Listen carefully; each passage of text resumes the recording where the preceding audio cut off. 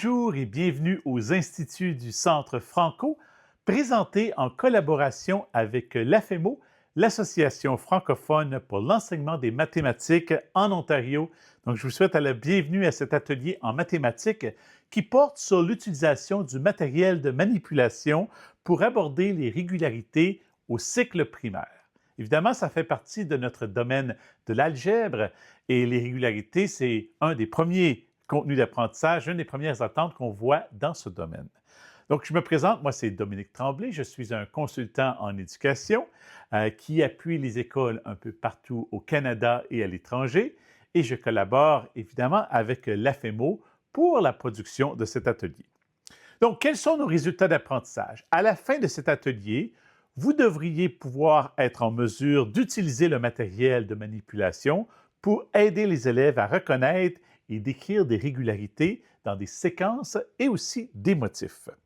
Vous devriez être en mesure de concevoir des activités qui intègrent du matériel de manipulation afin de permettre aux élèves de représenter et de généraliser des régularités en contexte numérique et non numérique. Et finalement, vous devriez être en mesure de guider les élèves dans l'exploration des régularités pour faire des prédictions et expliquer leur démarche, ce qui permet ainsi de favoriser le raisonnement mathématique.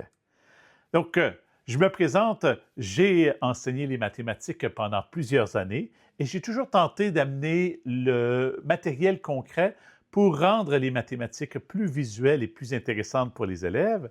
Et je suis aussi un enseignant, un formateur accrédité par Lego Éducation. Donc, certaines des choses que je vais vous présenter vont intégrer certains des éléments du Lego aujourd'hui. Alors, avant de commencer à voir les activités qu'on peut faire avec le matériel de manipulation, allons voir les attentes et les contenus d'apprentissage qui se retrouvent dans notre programme cadre.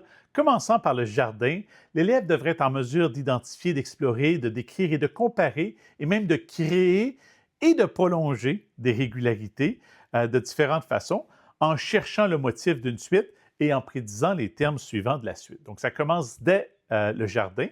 Ensuite, en première année, l'élève devrait être en mesure de reconnaître et d'écrire la règle.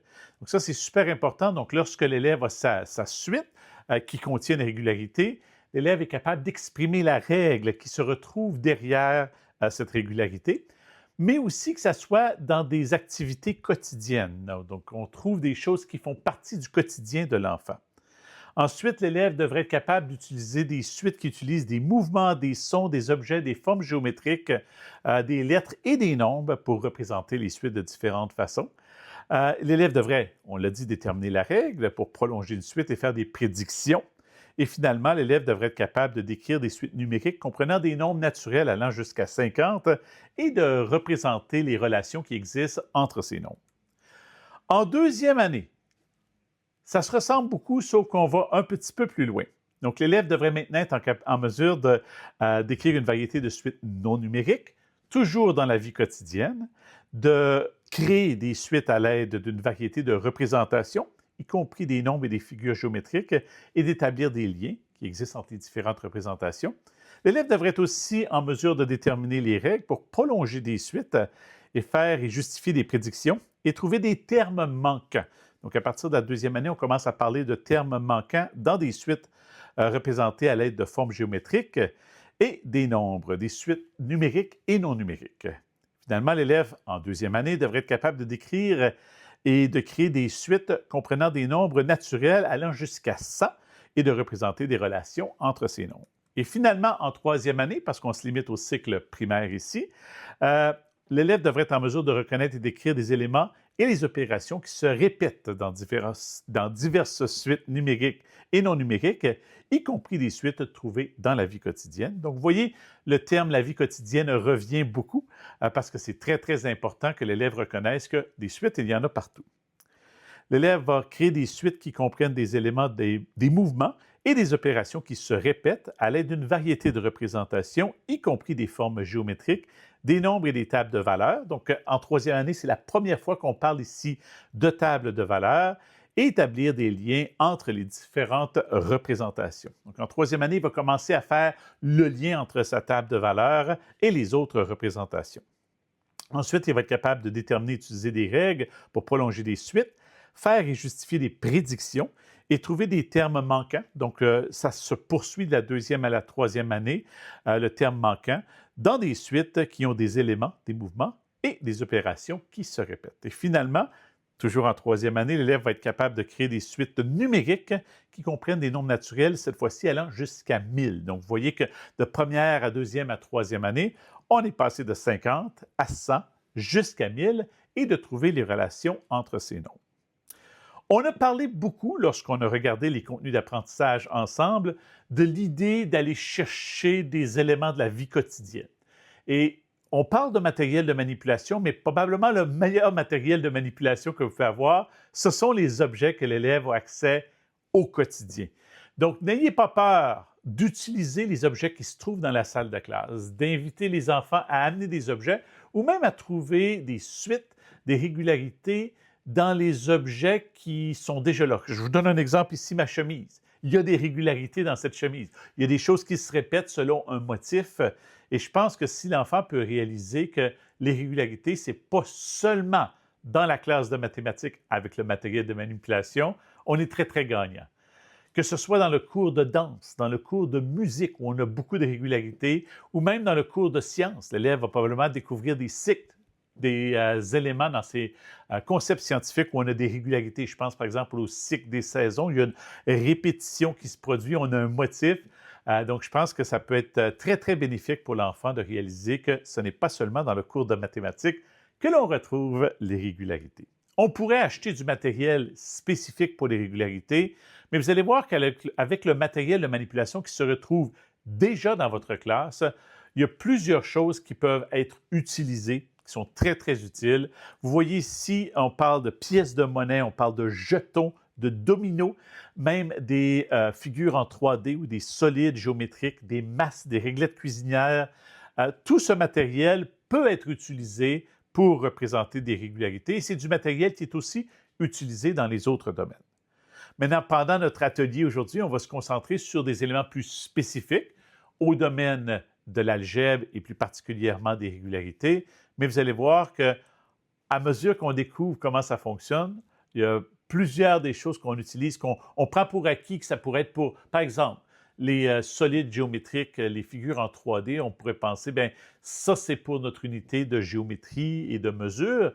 Bien, ça peut être utilisé pour nos régularités.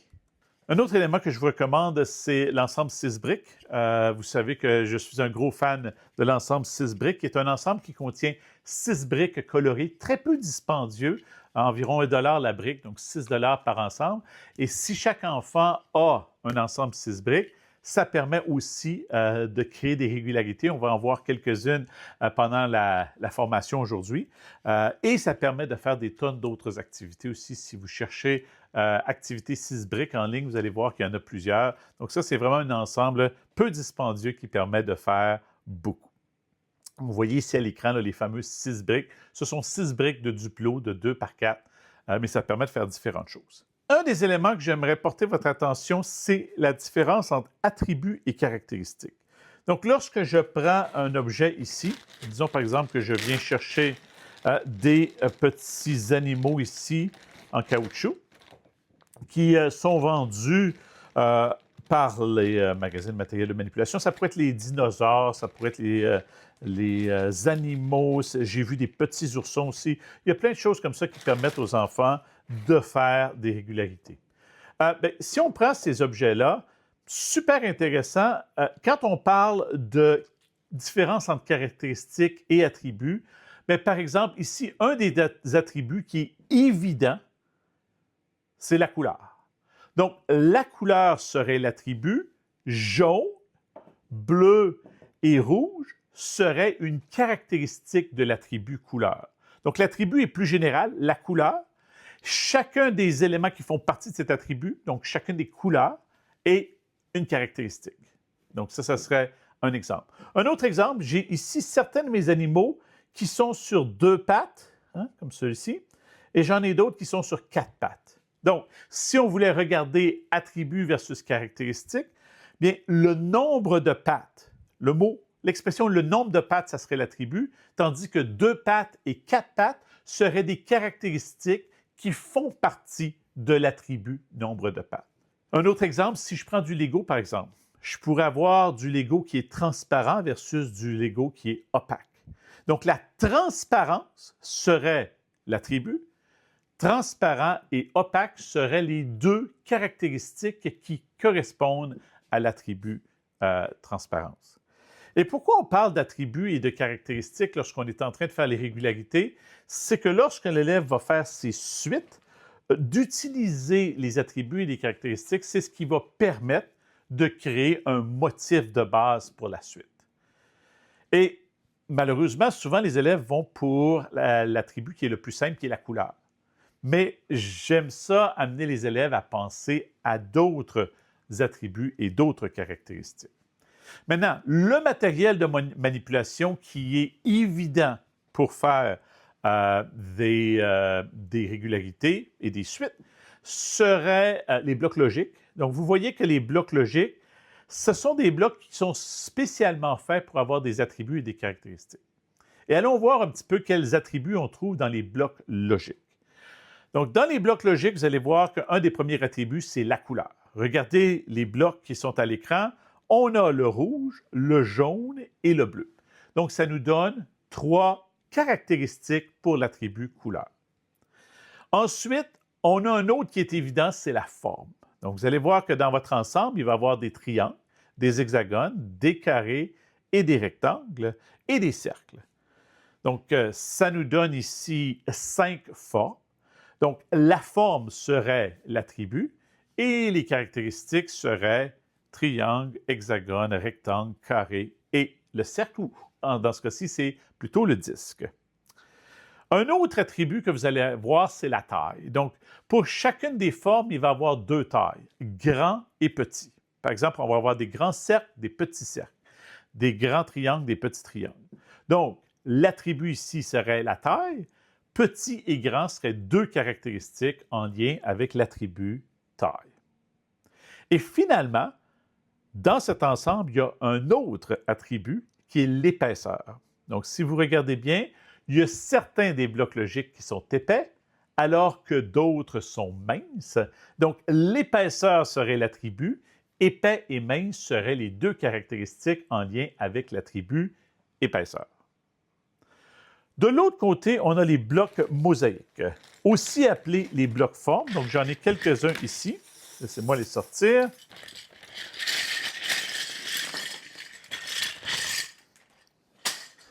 Donc, les blocs mosaïques ne sont pas nécessairement faits pour les attributs et les caractéristiques. Ils en ont quelques-uns, comme par exemple, on a la couleur. Hein, on a le jaune, le orange, le rouge, le bleu, le vert. Ce qui est important de comprendre, c'est qu'avec les blocs logiques, ce n'est pas nécessairement... Dans ce cas-ci, par exemple, tous les hexagones sont jaunes. Donc, l'attribut couleur varie de la même façon que l'attribut forme, parce que je ne réussis pas à avoir des hexagones qui auraient une autre couleur. Donc, ce qui veut dire que si on veut travailler des suites dans lesquelles, par exemple, on va avoir un motif différent pour la forme et la couleur, ça serait difficile de le faire avec les blocs mosaïques. Les blocs logiques seraient préférables. Par exemple, si je dis que ma suite va avoir rouge, rouge, bleu, rouge, rouge, bleu, rouge, rouge, bleu. Donc, le motif de base serait rouge, rouge, bleu. Mais que, par exemple, je vais aller hexagone, carré, triangle. Hexagone, carré, triangle, hexagone, carré, triangle. C'est quelque chose qui serait possible avec les blocs logiques, mais qui n'est pas possible avec les blocs mosaïques ou les blocs formes. Donc, vraiment, tout dépend de ce que vous voulez faire, qui va décider lequel des types de blocs. Les blocs mosaïques sont souvent utilisés pour les fractions. Ils peuvent être utilisés pour les suites au départ, mais lorsqu'on veut faire des suites plus complexes, qui incluent des régularités avec des motifs qui vont varier de façon différente en fonction de 2 attributs, bien là, les blocs logiques seraient préférables. Évidemment, un autre que j'aime bien, comme je vous ai mentionné, je suis un enseignant qui utilise beaucoup le Lego en salle de classe. Donc, je vous présente ça avec le Lego ici. Le Lego, l'avantage, c'est que ça présente des tonnes et des tonnes d'attributs et de caractéristiques. Donc, laissez-moi vous montrer ici un ensemble de Lego. J'ai juste été chercher des Lego au hasard ici. Et vous allez voir que dans un ensemble de Lego comme ça ici, des Lego tirés au hasard, bien, il y a différentes pièces. Et dans ce cas-ci, bien, la couleur est certainement un attribut qu'on peut utiliser.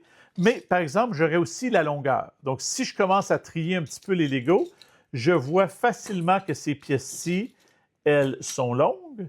Celle-ci aussi. Tandis que la plupart des autres pièces, elles sont courtes. Et je pense que la plus longue que je vois ici serait probablement une qui mesure 6 tenons dans les pièces petites. Donc, par exemple, un élève pourrait trier ses Legos en disant tout ce qui a une longueur de 6 tenons ou moins est ici, tout ce qui a une longueur de plus que 6 tenons se retrouve ici. Ce qui me permettrait ensuite de créer une suite qui serait long, court, ou long, long, court, long, long, court. Donc, par exemple, ici, je pourrais dire ça c'est long, et ensuite, je vais venir chercher un élément qui va être court, comme ça ici. Et ensuite, je pourrais faire long, long, et ensuite un élément qui est court comme celui-ci. Ensuite, je pourrais dire long, long, et venir chercher un élément qui est court, et finalement terminer ici, long, long, et disons celui-ci court. Dans ce cas-ci, la couleur n'a aucune incidence. Là, je me concentre sur la longueur, et dans ce cas-ci, j'ai choisi que ma définition serait 6 tenons au moins considéré comme une pièce qui est courte. Donc, vous voyez qu'avec le Lego, ça amène beaucoup plus de créativité. Les suites qui sont basées sur des régularités faites avec les blocs logiques sont très similaires d'un élève à l'autre. Tandis qu'ici, ça va souvent chercher l'ingéniosité des enfants. Comme par exemple, un enfant pourrait plutôt trier ses Legos en disant « ben, je vais mettre les pièces qui ont des courbes ou des angles autres que 90 dans une pile, comme ça ici. Donc ça a des pièces avec des courbes et des angles autres que 90. Et dans l'autre pile, je vais mettre les pièces qui sont plus rectangles ou carrés, les pièces plus orthogonales, si on veut utiliser la terminologie appropriée. Et là, ce que je pourrais faire, c'est que je pourrais ensuite me créer une suite. J'aurais, par exemple, disons, une pièce plus rectangulaire, ensuite une pièce avec une courbe, une pièce plus rectangulaire, une pièce avec une courbe. Donc, vraiment, avec le Lego, beaucoup d'idées. Comme par exemple, je pourrais aller les pièces qui sont transparentes, comme celle-ci, versus les pièces qui sont opaques. Et je pourrais utiliser, dans ce cas-ci, l'attribut opacité ou transparence pour faire ma suite. Et je suis certain que les enfants vont trouver plein d'autres idées pour utiliser des attributs et des caractéristiques basées sur les pièces de Lego. Ceci dit, les mini-figurines, donc les petits bonhommes qui se retrouvent avec Lego, sont aussi excellents parce que l'élève pourrait construire ces mini-figurines, par exemple, bras vers le haut, bras vers le bas, pourrait changer, par exemple, juste les torses ou les pantalons, chapeau, cheveux. Il y a une tonne d'attributs, de caractéristiques qui pourraient exister. Chapeau, pas de chapeau. Donc, l'élève pourrait créer une suite basée sur une répétition avec ce matériel. Autre matériel qu'il peut utiliser, c'est la monnaie. Là, je vais utiliser de la monnaie factice ici.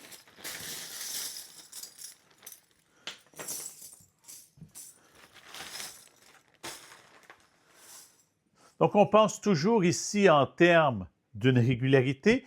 Allons-y avec quelque chose qui est répétitif, mais vous avez vu aussi que l'élève va commencer à apprendre aussi les suites qui sont croissantes. Donc, ici, par exemple, bien, ce que je pourrais faire faire une suite, disons que je vais commencer une suite qui va monter de 5 sous. Donc, je vais commencer, disons, avec un 5 sous. Ensuite, le prochain, ça pourrait être 10 sous. Ensuite, ça pourrait être 15 sous. Donc, je vais mettre un 5 sous et un 10 sous. Ensuite, ça serait 20 sous. Donc, ici, je suis en train de faire une suite qui est croissante. Ensuite, j'irai aux 25 sous. Et là, ce qui est intéressant, c'est que ça nous donne une suite qui est très différente parce que c'est une suite qui est croissante, mais c'est vraiment croissant au niveau de la valeur. Évidemment, on pourrait faire une suite plus simple. Donc, je pourrais y aller, disons, une suite de 5 sous, mais je pourrais y aller avec 5 sous ici. Et pour mon 10 sous, utiliser 2 5 sous comme ça ici. Ce qui rend la suite un peu plus visuelle dans ce cas-ci, parce que là, la valeur, elle est visible hein, avec le nombre de pièces. Donc, je cherche tous mes 5 sous ici. Voilà. Donc, ici, j'ai 5, 10, 15. Donc, une des grosses différences, c'est qu'ici, on va dire que c'est quelque chose qui est visuel, mais c'est concret, mais c'est aussi accessible. L'enfant peut séparer les 5 sous, peut voir le nombre de 5 sous. Tandis que ma suite précédente, c'est une suite qui n'est pas accessible. C'est-à-dire que l'enfant ne pourrait pas séparer les 5 sous et démontrer les 5 sous parce que c'était basé sur la valeur. Donc, lorsqu'on arrivait à 25 sous, on utilisait le 25 sous au lieu d'utiliser 5 sous. Donc, je pense que, évidemment, avec les enfants qui sont plus jeunes, on va commencer à les faire de façon visible comme ça. Mais par la suite, on va vouloir y aller avec des éléments où on utilise la valeur des pièces. Bon lien aussi à faire avec la littératie financière. D'ailleurs, c'est une des choses que je vous recommande à chaque fois que vous travaillez avec vos élèves avec le matériel de manipulation pour les régularités. Essayez de faire des liens avec la mesure. Hein. Tout à l'heure, quand j'ai fait ma suite avec les briques de Lego, longue versus petite, j'ai utilisé la mesure. Ici, j'utilise la littératie financière. Donc, n'ayez pas peur de faire les liens avec les autres domaines. Donc, ici, on est en suite croissante, mais je pourrais aussi faire une suite dans laquelle on a une répétition. Donc, ma régularité ici, ça pourrait être, par exemple, 5 sous, 10 sous. 5 sous, 10 sous. Donc, ici, on utilise des nombres. Hein? C'est quand même des nombres, mais on est en train d'utiliser des nombres dans une suite répétitive. Donc, la monnaie, super bel outil pour travailler les suites répétitives. Maintenant, regardons un petit peu le vocabulaire qui est en lien avec l'utilisation du matériel de manipulation et les régularités. Donc, je vais reprendre les blocs mosaïques ici. Donc, regardons un peu le vocabulaire qui est en lien avec les régularités et je vais revenir ici au bloc mosaïque. Donc, lorsqu'on se crée une suite répétitive, disons que je vais y aller avec ici le trapèze, le carré et le parallélogramme. Et là, je reprends. Trapèze, le carré et le parallélogramme. Dans ce cas-ci, ça, c'est mon motif de base. Donc, la partie qui est répétée plusieurs fois, on appelle ça le motif de base. Et souvent, ce qu'on suggère pour rendre la suite plus évidente, pour que l'élève puisse découvrir la régularité qui sous-tend la suite, c'est de répéter le motif de base un minimum de 3 fois. Comme ça devient clair qu'est-ce que c'est le motif de base. Un autre élément aussi à regarder, c'est qu'ici, dans cette suite-là, c'est ce qu'on appelle une suite de type A, B, C. Parce qu'on a 3 couleurs différentes ou 3 formes différentes. Donc, c'est pourquoi je vais utiliser les lettres A, B, C. Donc, même si mon motif de base contient 4 termes, bien, on a seulement 3 éléments qui sont différents. Donc, il y a les 3 caractéristiques. C'est pourquoi on va l'appeler un motif de type AABC. AABC. Maintenant, si je le changeais, disons que je vais y aller avec le rouge, orange, rouge, orange, rouge, orange. Dans ce cas-ci, mon motif de base, c'est celui-ci. Donc, c'est 2 pièces, c'est le rouge et c'est le orange. Donc, dans ce cas-ci, on parlerait d'une suite de type AB. AB, AB, AB, AB. Maintenant, si, disons que j'ajoutais ici le rouge, comme ça ici, et j'ajoute ici le rouge, et j'ajoute le rouge ici, ça devient une suite de type AAB. AAB, AAB, parce que dans ce cas-ci, j'ai seulement 2 objets différents ou 2 couleurs différentes. Et puis, c'est pourquoi j'ai utilisé les lettres A et B dans ce cas-ci.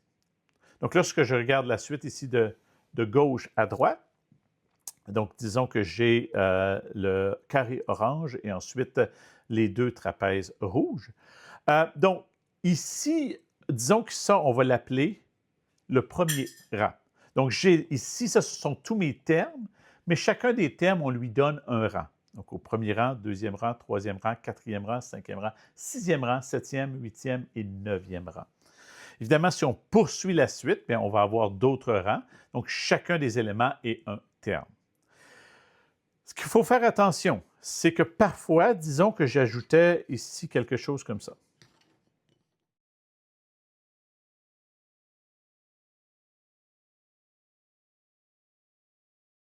Donc, dans ce cas-ci, chacun de mes termes, ça c'est un terme, mais ça c'est un autre terme, et ça c'est un autre terme, et ça c'est un terme, et ça c'est un autre, c'est un terme, c'est un terme et un terme. Donc, malgré le fait qu'ici j'ai deux pièces, ces deux pièces-là, ils vont ensemble et forment un terme.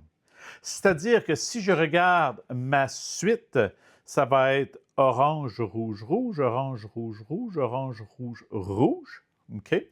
Sauf que j'ai aussi 1, 2, 2. 1, 2, 2, 1, 2, 2. Donc, ma suite va varier selon l'attribut forme, va varier selon l'attribut couleur et aussi va varier selon l'attribut nom. Et dans ce cas-ci, les attributs bien, varient de la même façon. C'est-à-dire que lorsque j'ai le orange, les oranges ont toujours 1, les rouges en ont toujours 2. Les oranges sont toujours les carrés, tandis que les rouges sont toujours les trapèzes. Maintenant, on pourrait faire varier les attributs de façon différente. Comme par exemple, ici, j'ai, disons, orange, rouge, rouge, orange, rouge, rouge, orange, rouge, rouge. Mais au niveau du nombre, je vais y aller 1, 2. 1, 2. 1, 2, 1, 2, 1. Donc là, ici, je vais 1, 2, 1, 2, 1, 2, 1, 2, 1 au niveau du nombre, mais au niveau de la couleur, je vais orange, rouge, rouge, orange, rouge, rouge, orange, rouge, rouge. Et au niveau de la forme, je vais carré, trapèze, trapèze, carré, trapèze, trapèze, carré, trapèze, trapèze. Donc, il faut vraiment regarder chacun des attributs et des caractéristiques séparément dans ce cas-ci. Ça devient une suite avec un motif répétitif un peu plus complexe, étant donné qu'on a ici 2 ou 3 attributs qui ne varient pas au même rythme. Une autre chose aussi qu'on peut faire avec les élèves, c'est les amener à prédire. Et si vous vous souvenez, quand on a regardé les contenus d'apprentissage ensemble, on amenait beaucoup l'élève à prédire un certain terme. Donc, ce qui se passe, c'est qu'ici, par exemple, disons que j'ai ma suite, je pourrais enlever un terme et demander à l'élève, dans ce cas-ci, j'ai 1, 2, 3, 4, 5, 6, 7, 8, 9. Donc, ça, c'est le quatrième terme. Premier terme, deuxième terme, troisième terme, le quatrième terme. Donc, le terme au quatrième rang est manquant et on pourrait amener l'élève à découvrir qu'est-ce que c'est. Et ici, l'élève pourrait se dire, je vois rouge, je orange, rouge, rouge, quelque chose rouge, rouge, orange, rouge, rouge. Donc, ça va probablement être un orange qui va aller ici.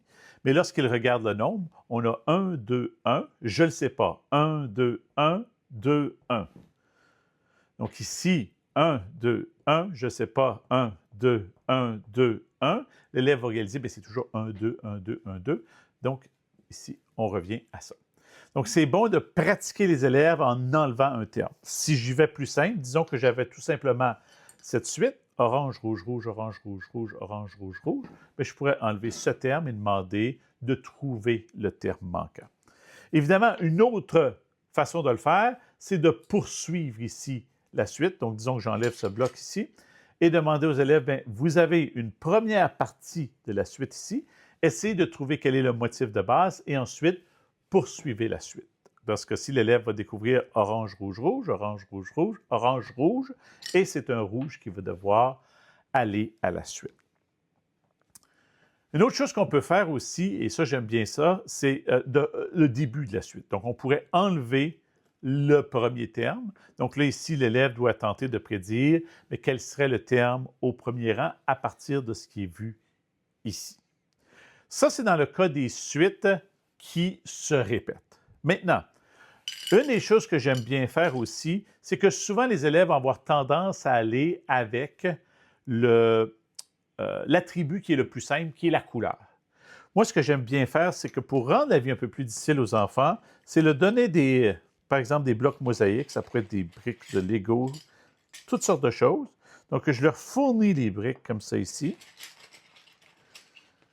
Et ensuite, je m'assure de leur donner seulement des morceaux qui sont pareils. Donc, dans ce cas-ci, ici, tous les carreaux sont pareils. Donc, ça les force à faire une suite qui ne peut pas être basée sur la couleur parce que s'ils font baser sur la couleur, ben, ça va être orange, orange, orange, orange, orange, orange. Ce ne sera pas une suite répétitive bien intéressante. Donc, dans ce cas-ci, une des choses que l'élève pourrait faire, c'est l'orientation. Donc, par exemple, si je viens comme ça ici, et là, je pourrais y aller orienter avec une inclinaison, droit, incliné. Donc ici, la suite pourrait être droit, incliné, droit, incliné, droit, incliné, droit. Donc ça l'oblige à trouver quelque chose d'autre que la couleur. Une autre façon dont l'enfant pourrait faire une suite ici, ça serait par exemple, je pourrais faire bas, bas, haut, bas, bas, haut, bas, bas, haut. Donc ici, on utiliserait la hauteur. Mon premier terme est bas, mon deuxième terme est bas, mon troisième terme, donc le terme au troisième rang, il est haut. Bas, bas, haut, bas, bas, haut. Donc ça permet d'utiliser un autre attribut que la couleur. Donc la hauteur serait un autre attribut. Et aussi le nombre. Donc par exemple, ici, je pourrais dire, bien, je vais faire 1, 2, 1, 2, 1, 2, 1. Donc ici, je vais 1, 2, 1, 2, 1, 2, 1. Donc, j'ai réussi à faire une suite qui utilise des nombres. Ce n'est pas une suite croissante, c'est une suite répétitive, mais qui est basée ici sur des nombres. Donc, j'ai 1, 2, 1, 2, 1, 2, 1. Donc, ça, c'est une belle façon de le faire aussi. Ensuite, une autre chose qu'on pourrait faire aussi, c'est au lieu de donner des carreaux, moi, j'aime bien donner les jetons. Donc ici, je vais utiliser des jetons bicolores. Ça ici.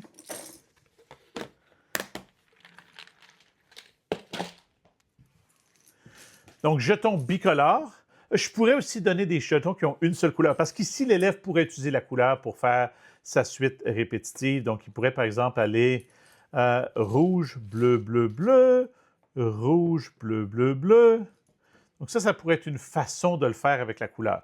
Mais si je donne des jetons qui sont non bicolores, c'est-à-dire juste des jetons traditionnels, bien là, l'enfant ne peut même pas utiliser l'orientation parce que, étant donné qu'il s'agit de disques ici, l'enfant ne pourrait pas utiliser l'orientation pour créer sa suite. Donc, c'est là qu'il va être obligé d'utiliser des agencements. Par exemple, ici, je pourrais en faire une, par exemple, qui serait, disons, 1, 2, 3.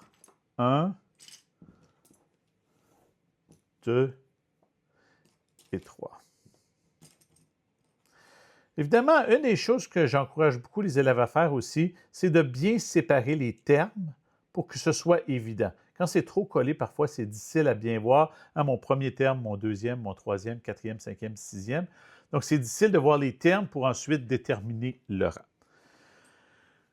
Donc, ici, on a utilisé le nombre. On pourrait utiliser la hauteur aussi. Je pourrais aller haut, bas, bas, haut, bas, bas, haut, bas, bas, haut. Donc, ici, j'aurais bas, bas, haut, bas, bas, haut, bas, bas, haut, etc. Donc, ça serait une autre façon de démontrer la répétition.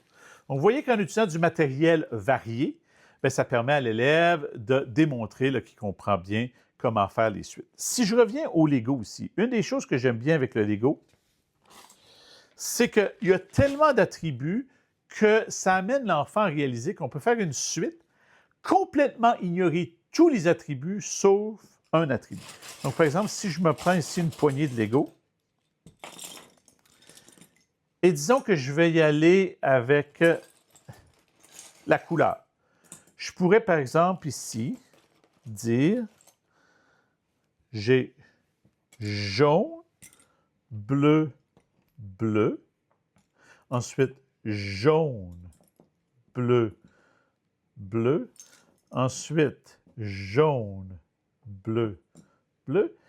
Et là, vous voyez qu'ici, le seul caractéristique qu'on va utiliser pour ça, c'est la couleur.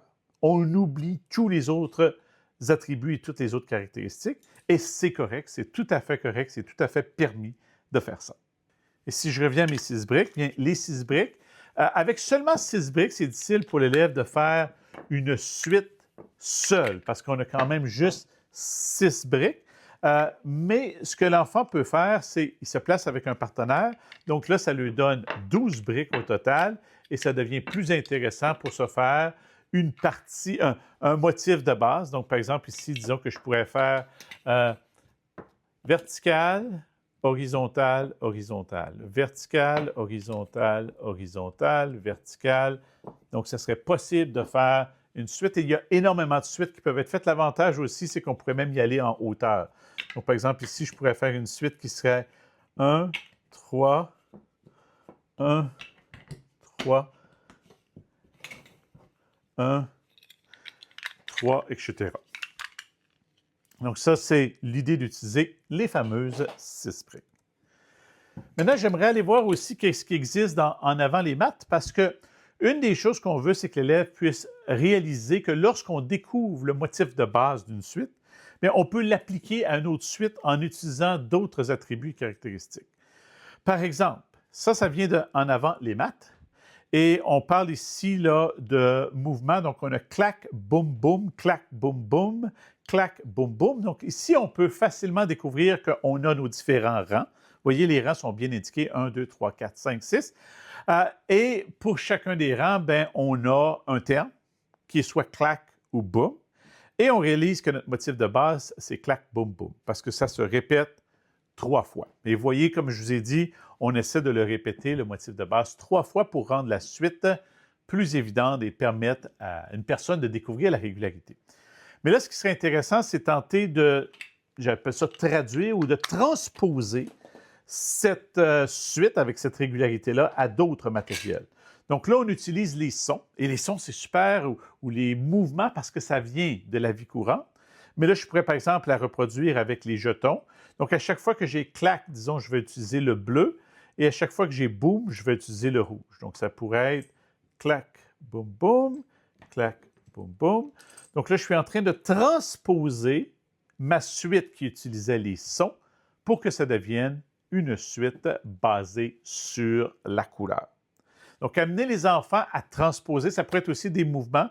Donc, le clac pourrait être, par exemple, un tapement de main et un boom pourrait être des clics de doigts. Donc, ça serait une façon de transposer la suite.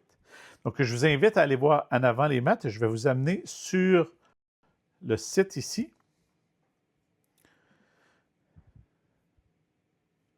Donc, dans la section algèbre, vous allez retrouver ici des suites à motifs répétitifs. Donc, vous avez ici des activités et vous allez voir que, par exemple, du matériel de manipulation qui est utilisé, ce sont les cordes. D'ailleurs aussi, faire des projets d'art avec les élèves comme ficelle, avec des petites perles, une autre très, très belle façon de faire des suites à motifs répétés. Vous voyez ici qu'on utilise les jetons, on utilise ici non seulement la couleur, mais on utilise aussi la taille dans cette activité-ci. Donc, on a rouge, jaune, noir, blanc, rouge, et là, ça se répète 3 fois.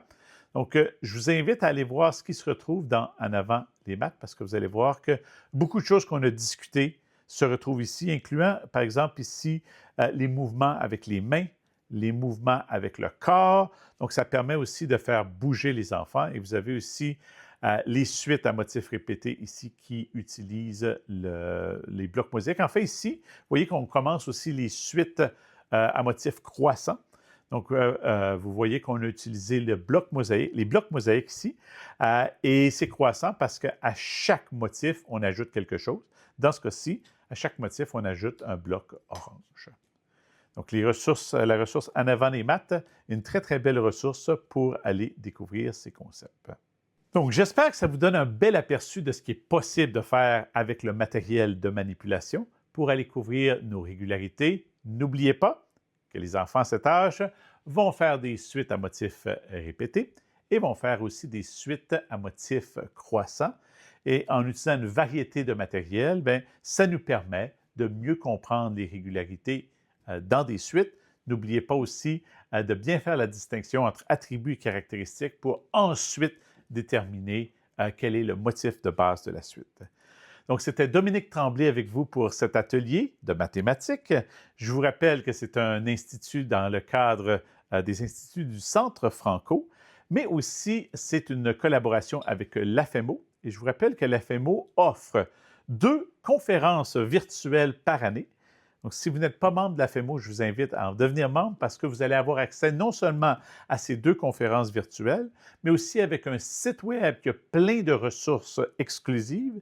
D'ailleurs, tous les enregistrements des ateliers de l'AFEMO qui ont eu lieu dans le passé se retrouvent sur le site web de l'AFEMO. Et vous avez aussi la possibilité de faire du réseautage avec des expertes et des experts francophones qui sont là pour vous appuyer. Donc, si vous voulez les suivre dans les médias sociaux, vous allez les retrouver sur Facebook, Instagram, @afemo.on.ca et aussi sur le site web afemo.on.ca. Donc, je vous remercie beaucoup de votre participation et continuez d'utiliser du matériel concret et du matériel de manipulation dans vos leçons sur les régularités. Merci et amusez-vous bien.